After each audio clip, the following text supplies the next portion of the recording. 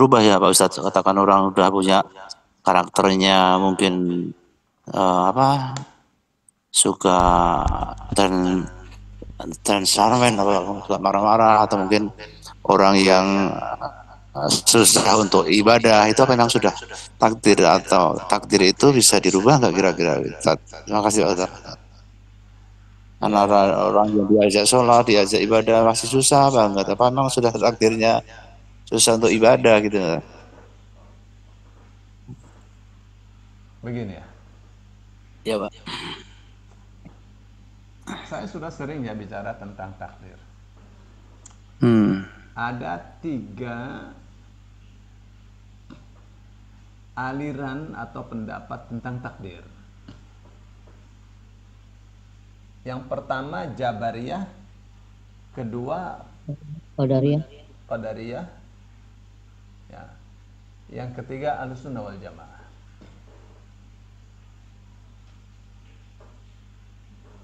Menurut kaum Jabariyah,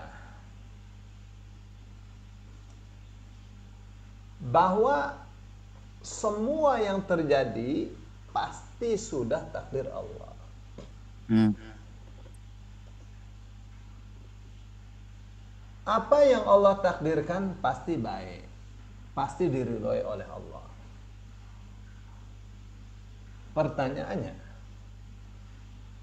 apakah pendapat Jabariyah ini benar? Jawab.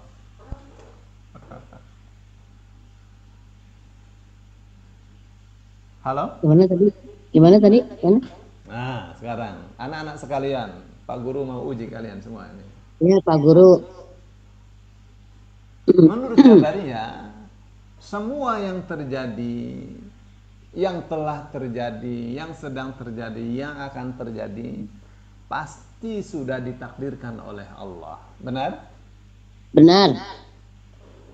Semua yang ditakdirkan oleh Allah, semua yang Allah putuskan, pasti diridhoi oleh Allah. Pasti dicintai oleh Allah. Benar? Belum. Tidak, Belum tidak tentu. benar. Ya, tidak benar. Tidak benar. Ya, belum tentu dikerindai. Kenapa? Karena takdir Allah berbeda dengan ridhonya. Allah mentakdirkan, belum tentu Allah meridhoi.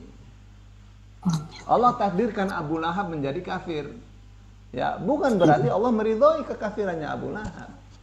Ya, maka Allah mengatakan wala yardha li'ibadihil kufr. Allah tidak meridhoi kekafiran hamba-hambanya. Bisa dipaham ya? Jadi di mana letak kekeliruannya nih kaum Jabariyah ini? Letak kekeliruannya adalah menyamakan antara takdir dengan ridho. Ya, jadi salah kalau takdir sama dengan ridho.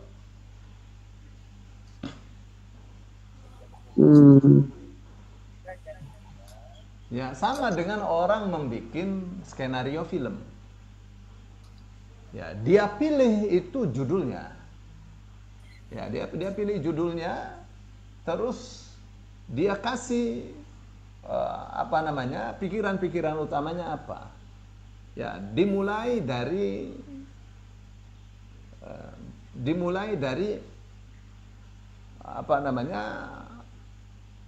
istilahnya pembukaannya. Ada pendahuluan. Setelah itu mulai dengan masalah, sampai ke puncaknya masalah, sampai solusinya, sampai selesai. Dia pilih peran-perannya, pemeran-pemerannya, ya, untuk memerankan alur cerita tadi.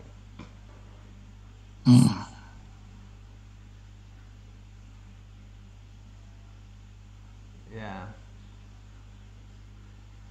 Dia bikin judulnya Al-Quran adalah obat untuk, dia pilih judulnya Al-Quran obat narkoba. Dia sengaja itu ambil kisahnya dari kisah yang sesungguhnya dengan nama-nama yang dia samarkan. Jadi dari true story. Di awal film itu tampak seorang ayah dan ibu menghadiri wisuda 4 anaknya. Yang satu diwisuda sebagai insinyur pertanian, yang satu diwisuda sebagai perwira polisi, yang satu diwisuda sebagai dokter, yang satu diwisuda sebagai sarjana ekonomi. Di awal sudah diperlihatkan bagaimana 4 anak ini memperoleh pasangannya. Ayah ibunya bahagia menghadiri pernikahannya. Masing-masing bekerja sesuai dengan jurusannya. Yang mendapatkan titel sarjana ekonomi ini bekerja sebagai pramugara. Dengan dianugerahi oleh Allah seorang istri yang cantik, yang soleha, anak perempuan yang mungil, yang cantik pula. Dia melayani di pesawat dengan baik, semua orang suka. Gajinya besar. Dia pulang dari Turki ke negaranya, taruhlah itu di Mesir. Dia bawa vas bunga dan seterusnya, bawa oleh-oleh yang bagus-bagus, istrinya suka. Anaknya menengadahkan tangannya minta digendong. Wah, kebahagiaan menyelimuti keluarga itu. Satu ketika melakukan perjalanan lagi dan harus menginap di satu hotel. Ya, dia istirahat. Ya, di hall terus dia istirahat biasa di depan itu.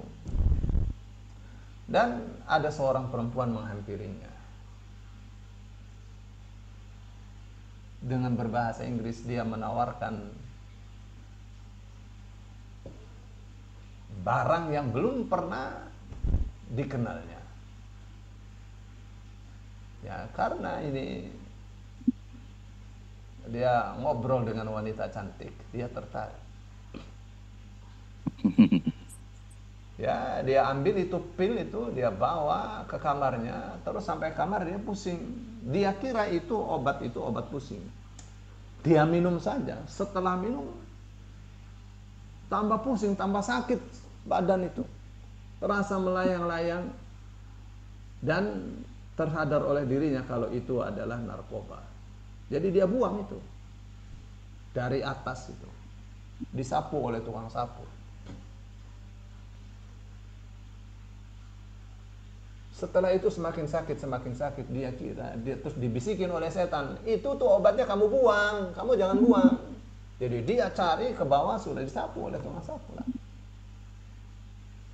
Ya, jadi singkat cerita, dia tidak menghiraukan pelanggan ya. Di pesawat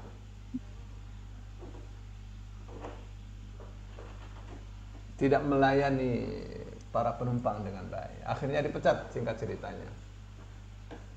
Ya, datang ke rumah anaknya, biasanya digendong, anaknya disingkirkan.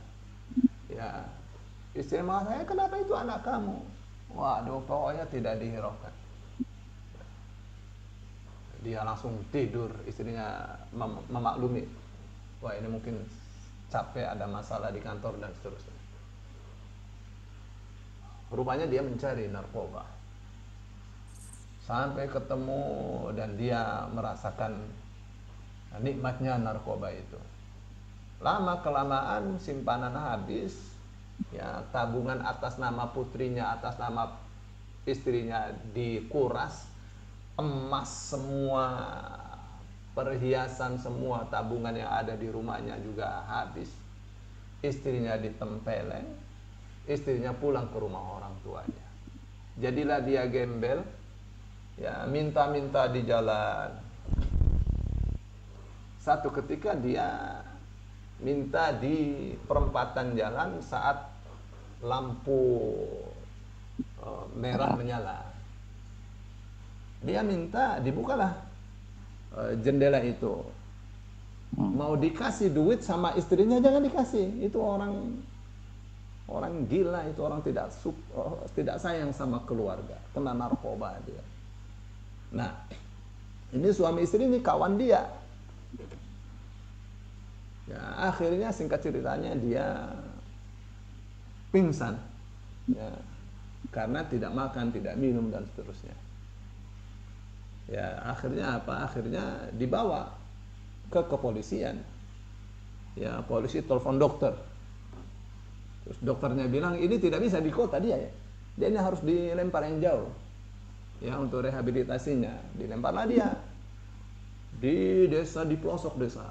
Ya, polisinya adalah kakaknya.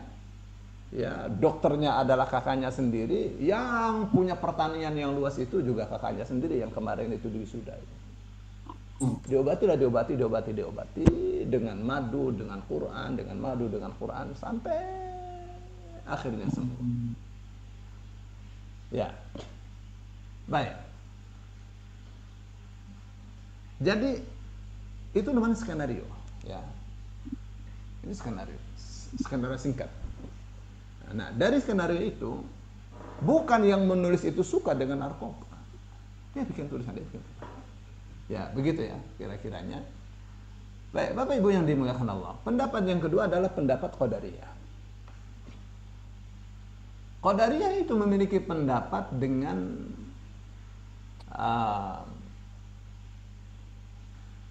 memiliki pendapat yang dasarnya sama dengan Jabariyah. Dasarnya sama. Apa itu? Menyamakan antara takdir dengan ridho. Jadi bagaimana Qadariyah atau Mu'tazilah itu berpendapat? Menurut mereka bahwa takdir Allah itu, bahwa takdir Allah itu pasti baik. Tidak mungkin Allah mentakdirkan sesuatu yang tidak baik. Jadi semua yang terjadi dan itu baik, itulah takdir Allah. Ya, karena kalau Allah mentakdirkan yang tidak baik, ya itu tidak sesuai dengan keadilan Allah. Allah tidak adil. Jadi kalau ada terjadi pencurian, maka itu bukan takdir Allah. Karena itu tidak baik. Tuh. Menurut Jabariyah, pencurian itu takdir Allah. Nggak ada yang terjadi tanpa takdir Allah. Jadi karena pencurian itu ditakdirkan oleh Allah, maka pencurian itu baik-baik saja. Perzinaan, pembunuhan, penipuan, korupsi itu semuanya baik. Karena itu ditakdirkan oleh Allah, itu Jabariyah itu. Nah, menurut Mu'tazilah atau Qadariyah itu tidak ditakdirkan oleh Allah. Itu Allah yang mentakdirkan. Abu Lahab itu Allah menghendaki dia beriman. Iblis menghendaki dia kafir. Ternyata yang menang adalah takdirnya iblis. Ya, jadilah Abu Lahab kafir. Itu tuh bahayanya Mu'tazilah. Ada seorang yang kehilangan ontanya. Makanannya di situ, uangnya di situ, dinar dirhamnya di situ, di onta, semua perbekalannya di situ. Dicari tidak ketemu karena dia lepas. Lalu dia minta doa kepada imam masjid yang dia sholat di situ. Imam masjidnya orang Mu'tazilah, orang Qadariyah. Dia berdoa, ya Allah, sebagaimana engkau tidak menghendaki onta itu lepas, onta itu hilang, maka kembalikanlah onta itu. Jadi orang yang minta doa tadi dia katakan saya tidak butuh doa kamu. Bagaimana Allah tidak menghendaki Allah lepas, ternyata Allah itu lepas. Allah apaan itu? Enggak, aku nggak suka. Baik ya. Yang ketiga adalah pendapatnya Ahlussunnah wal Jamaah. Ahlussunnah wal Jamaah berpendapat apa? Ahlussunnah wal Jamaah berpendapat bahwa memang segala sesuatu apa saja terjadi dengan takdir Allah. Ya. Dan itu adalah rahasia. Rahasia Allah. Tetapi takdir itu berbeda dengan ridho. Apa yang Allah takdirkan belum tentu, atau apa yang Allah takdirkan ya dibagi. Kalau itu baik maka Allah ridhoi. Tidak baik, tidak benar, Allah tidak ridhoi. Mana dalilnya? Wala yarda li ibadihil kufur. Allah tidak meridhoi ya kekafiran hamba-hambanya. Ya. Baik. Jadi itu sih dasarnya ya. Jadi semua pertanyaan ini kembali kepada 3 teori tadi. Ya, ambillah yang dari yang ketiga. Baik, saya kira itu.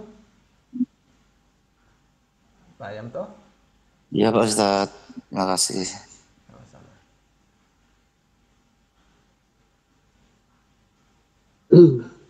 Iya Ustaz. Ada lagi? Nyambung ya Ustaz.